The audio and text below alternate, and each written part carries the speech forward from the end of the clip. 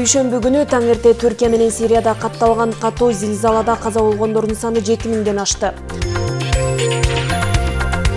Тоң районунун Каракуу айылында 2014-жылы башталган мектеп бүгүнкү күнгө чейин бүткөрүлбөй турат.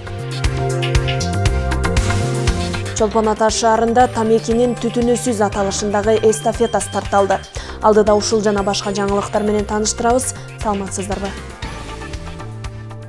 Технологияны өнүктүрүү доорунда Ош шаары кеңейтилген жана тарыхый статуска айланышы керек. Келечекте биздин өлкөнүн борбору жана Ош шаары чоң айылдарга айланып кетүү коркунучу бар. Буга жол бере албайбыз. Убакытты жана технологияны эске алуу менен кыска мөөнөттө деталдуу шаар куруу планын иштеп чыгуу боюнча ишти аягына чыгаруу керек. Бул тууралуу Кыргыз Республикасынын министрлер кабинетинин төрагасы, Кыргыз Республикасынын президентинин администрациясынын башчысы Акылбек Жапаров Ош шаарынын кеңейтилген коллегиясынын жүрүшүндө билдирди. Жыйында 2022 жылдагы социалдык экономикалык көрсөткүчтөрдүн жыйынтыктары каралып, быйылкы жылга пландарды коюу маселелери көтөрүлдү. Министрлер кабинетинин төрагасы Ош шаары маанилүү милдеттерди аткарып жаткандыгын жана түштүк борбордун 3 негизги көйгөйүнө токтолду. Калкты таза, ичүүчү суу менен камсыз кылуу, транспорттук алмашуунун жетишсиздиги. Бул автомобиль тыгынын пайда кылат. Шаардык бюджетти пландаштыруу маселелери, өнүгүүнүн негизги багыттарынын артыкчылыктарынын жоктугун баса белгиледи. Мындан тышкары 2022 жылдын жыйынтыгы боюнча Ош шаарынын мэриясынын бир катар кызматкерлерин жакшы иштөөгө үндөп, муниципалитеттин бир нече кызматкерин дисциплинардык жоопкерчиликке тартылды.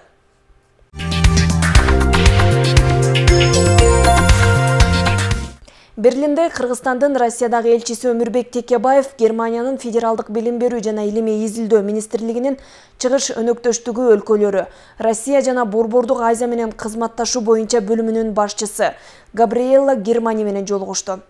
Кыргыз Республикасынын Тышкы иштер министрлигинен билдиришкендей, жолугушуунун жүрүшүндө билим берүү жана илим тармагындагы кыргыз-герман кызматташтыгын мындан ары кеңейтүү маселелери талкууланды. Тараптар ар кандай билим берүү жана илимий долбоорлордун алкагында Германиянын академиялык алмашуу кызматы жана германиялык фонддор аркылуу, ошондой эле эки өлкөнүн университеттери менен мектептеринин ортосунда ийгиликтүү өнүгүп жаткан билим берүү жана илим тармагындагы кызматташтыктын актуалдуу маселелерин канааттануу менен белгилешти. Тараптар ошондой эле эки өлкөнүн ортосундагы илимий техникалык кызматташтыкты өнүктүрүү боюнча тийиштүү документке кол коюу жөнүндөгү маселени да талкуулады.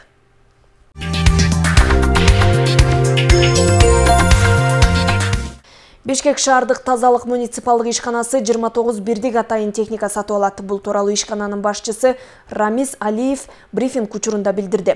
Анын айтымында техниканы 16 февралда жана 20 мартта келери күтүлүүдө. Атайын техникалардын паркын кеңейтүү кызматкерлердин ишин жеңилдетип жана Бишкектен күнүнө 500 тоннага жакын таштанды чыгарууга мүмкүндүк берет, деди ал.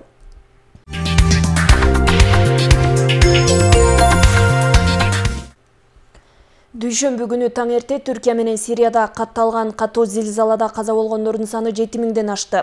Куткаруучулар кулаган имараттарды ачып үлгүрбөй жатканы белгиленди.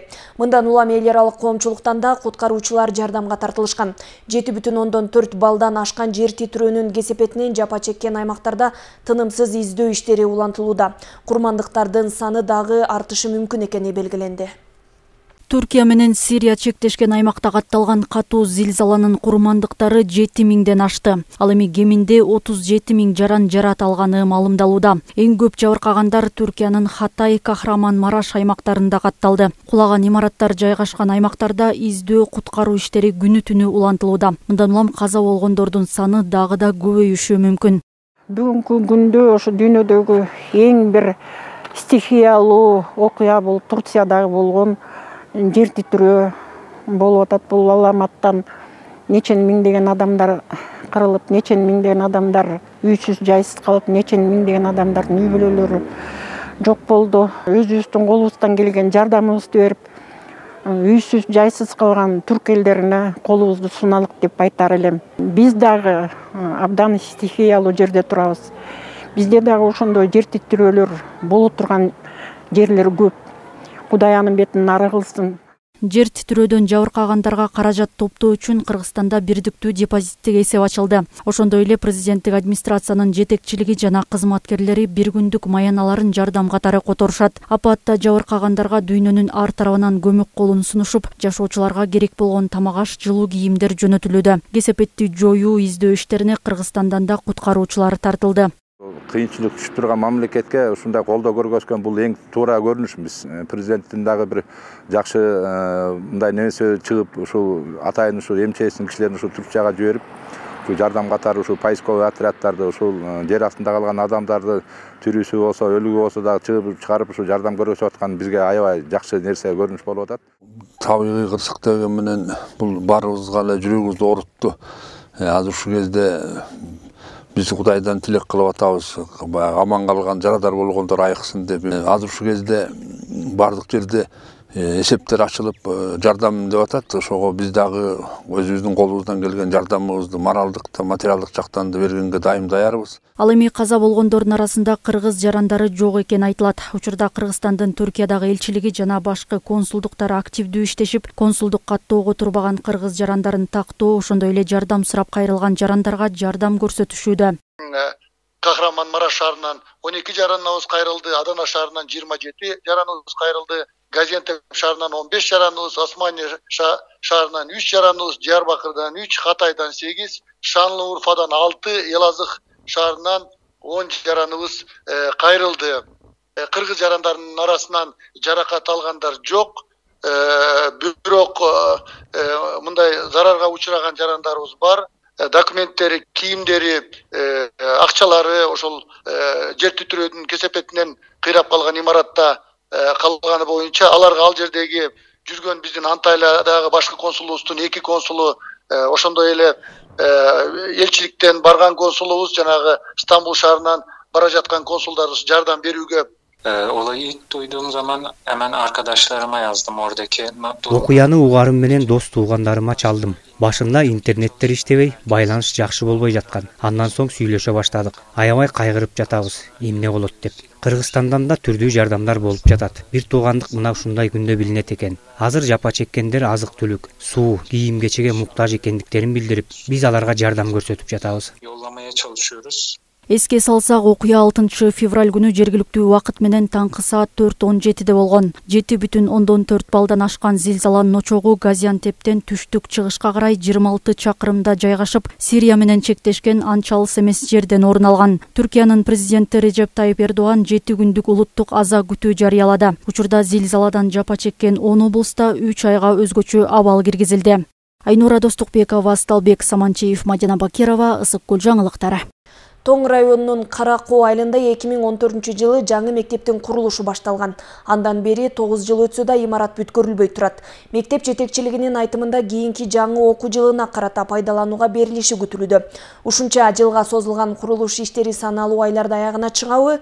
Кабарчыбыз учурдагы мектептин абалы менен таанышып келди.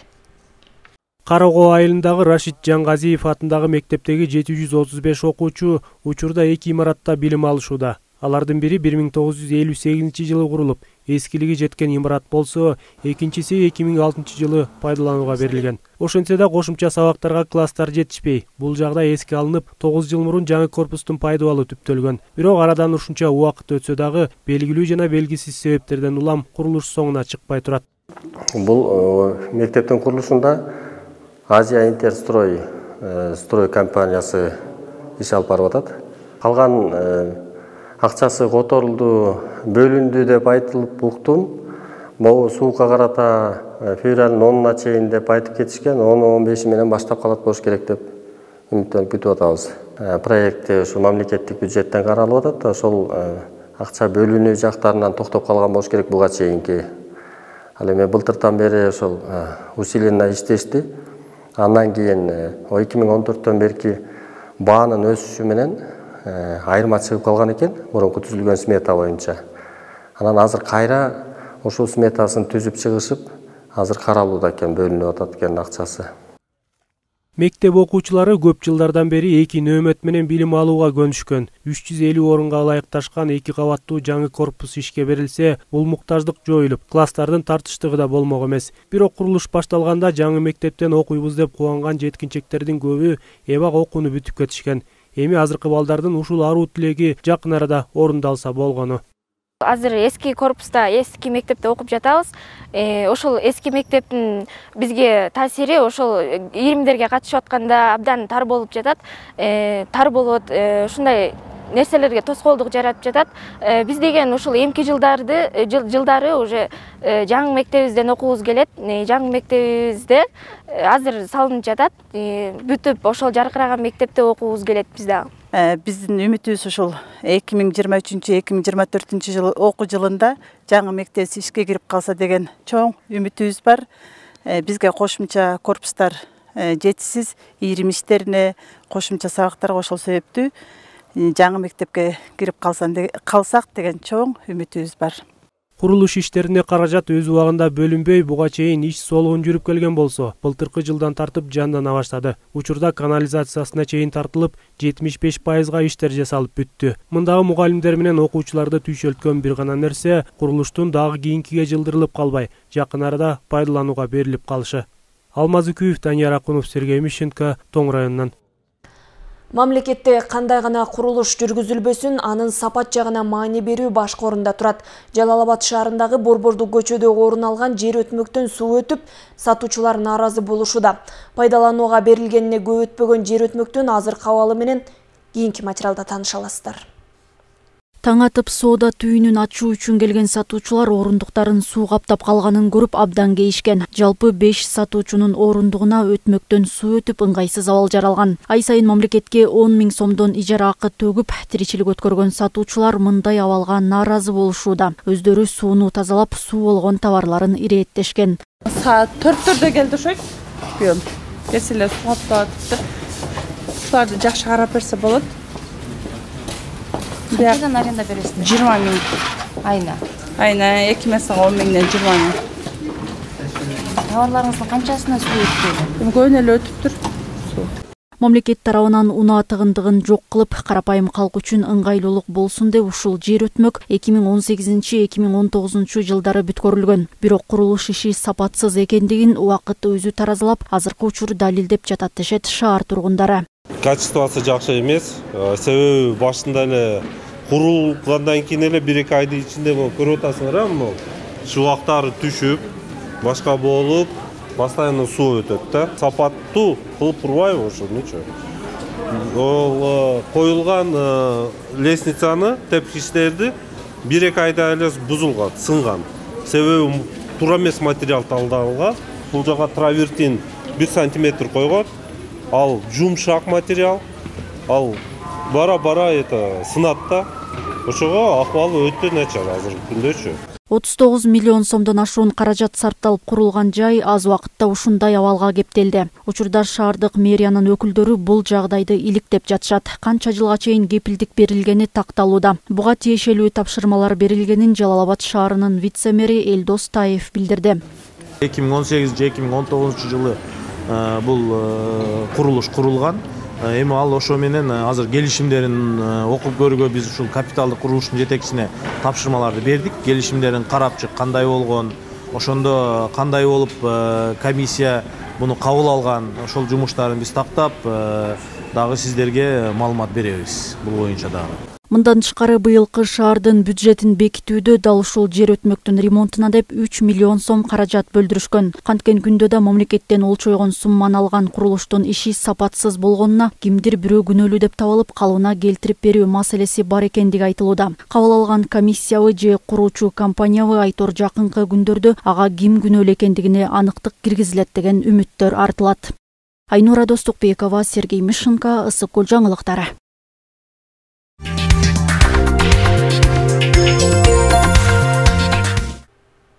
Синоптиктердин быйыл жаздын эрте келерин болжолдошууда. Демек, жалпысын Кутман талаларга шаштырган жылдын ушул мезгилине камылгалардын кабылтен көрүлгөнү дурус.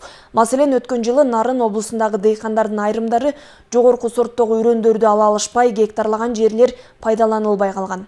Ал эми бул жолу кандай болот? Кабарчы билип көргөн.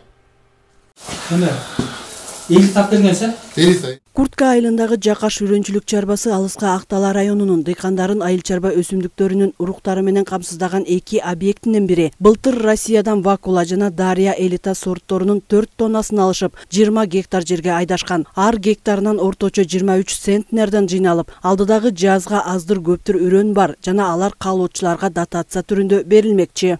Буğdaydan 17 tonna, arpadan 32 tonna, жалпы 49 tonna bu ürün даярдап турабыз да, берели деп дотация менен. Дотацияга эми ошо 30% мамлекет бизге үрөнчүлүк чарбаларга берет. Биз ошо 70%-ин дыйкандар акчасын төлөп 30% жеңилдетилип алып атат. Анткени менен өткөн жылы Нарын облусунда Вакуланын жана Дарьянын түшүмдүүлүгү күтүлгөндөй болбогондугун жашырып кереги жок. Ар гектарына 23 центнерден гана айлангандыктан ал баарысына жете бербейт. Адистердин пикиринде мындай көрүнүшкө жай айларындагы күндүн ачуу тийгендиги себеп. Эми бул Дарьянын өсүрүн паспорту боюнча алсак бир 70-80ден кембемек эмес да. Бирок 30-тан ашкан жок. Ушундай ар түркүм болуп калды, мындай текши болгон жок. Анан мындан Казакстандан келген кара балык 20 деген жакшы түшүм болду. Биздин район шарты жакшы окшойт. Ушундан жакшы түшүм алышты. Булар өсүмдүн данныйында деле ушул жесткий кайра кайтарат экен бул. Анан 20-25тен деп аткан, булар 30тон ашып кетти. Колдогу маалыматтар тастыктап тургандай, артта калган жылы Актала районуна түшүмдүүлүгү мол делинген жогорудагыдай тектүү үрөндөрдүн 250 тоннасы алынган. Алар жергиликтүүлөргө жеңилдетилген шарттардагы насыя катары 3 жылдык мөөнөт менен таркатылган. Үстөгү 4,5%. Быйыл деле ушунун сакталары күтүлүүдө. Бирок бааларында өзгөрүүлөр болобу, болбойбу азырынча белгисиз. Ал эми Нарын облусунун дарбазасындагы Кочкор районундагылар жакындап калган жазда 20 гектар жерге кант кызылчасын эгүүнү мерчемдешүүдө. Чындыгында мындай аракеттер буга чейин деле жасалганы менен андан анча деле майнап болгон эмес. Кант кызылчасын бизден доставка эме болуп атат, кичине алыс приемный пунктту балыкчыга ачып берсе, быйыл бир 20 гектардай айдайлы деген үмүттөбүз. Бая структурага бекиттик. Анан быйылкы жылы ошону өткөрүп алсак, кант кызылчасы чындыгында биздин райондо аябай жакшы өсөт да. Ошондой эле Теңир тоолук тала кайраткерлери өз кичи мекендерине анча мүнөздүү эмес жүгөрүнү да эгүүнү пландаштырууда. Буга былтыр 63 гектардагы ушул өсүмдүктүн ар гектарынан 322 центнерден чогултулгандыгы түрткү. Эң башкысы ал 4 түлүк үчүн алтынга да алмашкыс чыктуу тоют. Мирмусубакунова, Мадина Бакирова, Нарын облусунан. Эл аралык эне тил күнүнө арналган майрамдык салтанат Түгөлбай Сыдыкбеков атындагы Сыкөл облустук китепканасында өткөрүлдү. Иш-чараны Жамангул Тойгонбаев атындагы номер 2 кесиптик лицейинин жааматы уюштуруп, катышуучулар мамлекеттик тил ынтымактын, достуктун жана биримдиктин тили экенин даңазалашты.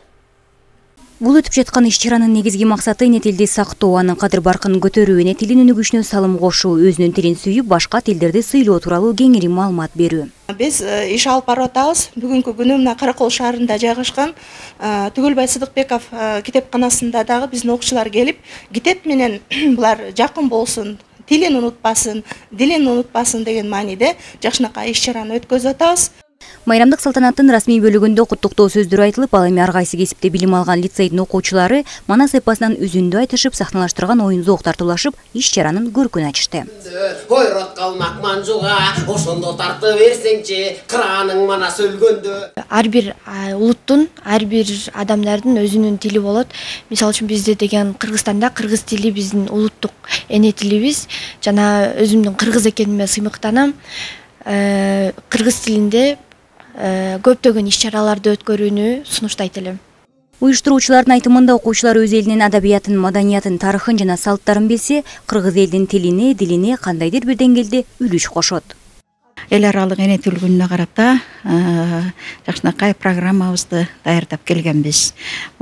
Библиотека ошо китепканада өткөрүүбүздүн себеби ушул ар бир окуучуну китепти сүйүүгө, китеп менен жакын болууга, ушу китеп алып окуп, ушул китепканада жакшы бир нерселерди үйрөнүүсө деген жакшы максаттар менен келип ушул жерде өткөрүп жатабыз.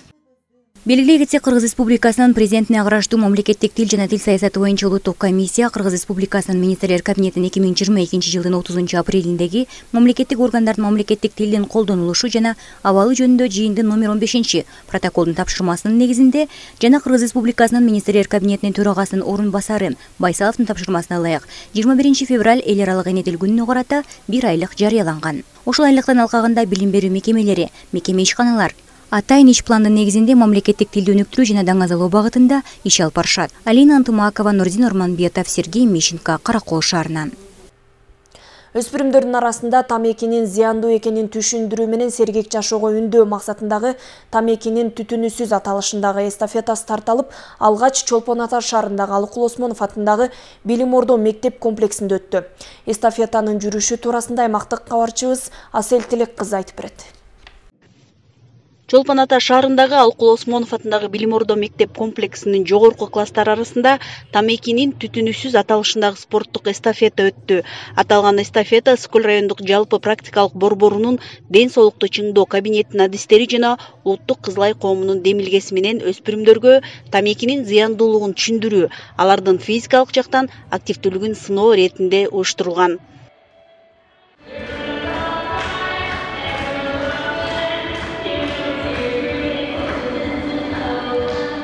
Азыркы учурда биз уюштуруп аткан иш-чарабыз бул тамекинин түтүнүсүз именно мектептердин арасында өткөзүп жатабыз. Бул улуттук кызылай коому менен биргеликте мектептер тамекинин түтүнүсүз. Бул эстафета менен биз окуучу балдарды тамекинин түтүнүнөн алыс болууну, тамекиден алыс кылып, сергек жашоо менен өзүн өткөрүү боюнча чакырдык. Бул биздин максатыбыз. Биз келечекте Кудайым буйруса бул эстафетаны толугу менен регионалдык бүт райондордун баарындагы мектептерге өткөрүүгө биз пландап жатабыз жана өткөрөбүз. Азыркы биздин оюн-зоок өткөрүп атканыбыз жалпы дарыгерлер практикалык борбору менен ден соолукту чыңдоо бөлүмүнүн адистери жана андан тышкары улуттук кызылай коомунун волонтерлорунун ушул Осмонов мектебинде оюн-зоок уюштуруп жатат. Оюн-зооктун иш-чаралары тамекини, түтүнсүз тамеки, ден соолукту чыңдоо жана ушул боюнча иш-чараларды өткөзүп жатышат. Азыркы учурда көбүнчө 80% бул тамекиден майыптык жана өлүмдүн кесепеттери чыккандыгына байланыштуу ушундай чакырыктар менен оюн-зоокторду өткөзүп атабыз. Чолпон Ата шаарындагы Алыкул Осмонов атындагы Билим Ордо мектеп комплексинде өткөн тамекинин түтүнүсүз аталышындагы спорттук эстафетанын жүрүшүндө жогорку класстын окуучулары командаларга бөлүнүшүп, күч сынашып, оюн кызыктуу жүрдү. Ал эми уюштуруучулар сергек жашоого өспүрүмдөрдү үндөө менен катар тамекинин зыяндуу экенин бир канча фактылар менен айтып беришип, тамеки тартуудан алыс болуу керек экендигин түшүндүрүштү.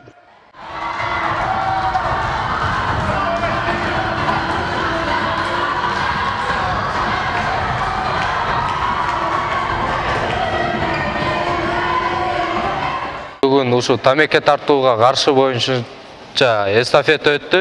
Баары жакшы болду. Уюштуруп бергендерине рахмат. Красный полумесяц деген волонтерский группаларга рахмат. Ушундай жакшы кылып өткөрүп берди. Өзүм катыштым, мага жакты баары. Ушундай жакшы белектерди да берди.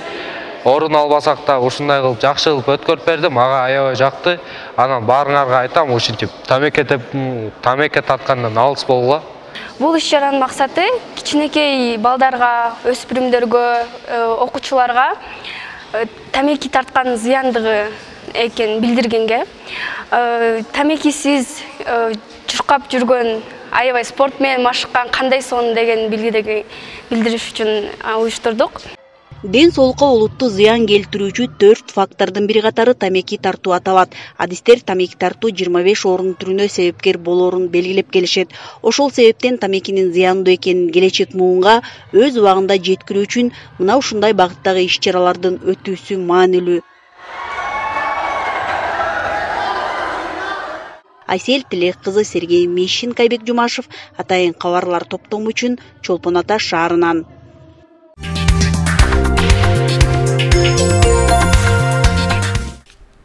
Бүгүнкү күнгө алынган жаңылыктар топтому мына ушулар болду. Саламатта туруңуздар.